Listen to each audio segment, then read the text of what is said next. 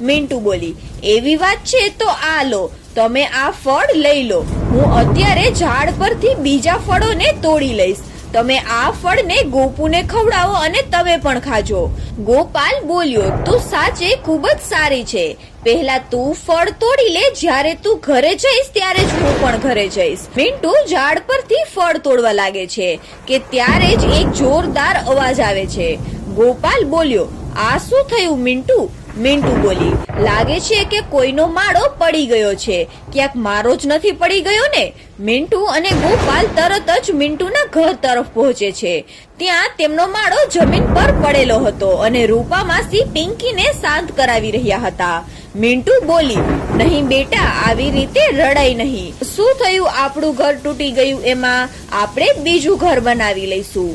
રૂપા માસી બોલ્યા, તે બધું તો ઠીક છે, પણ તું આટલા વરસાદમાં બચ્ચાને એક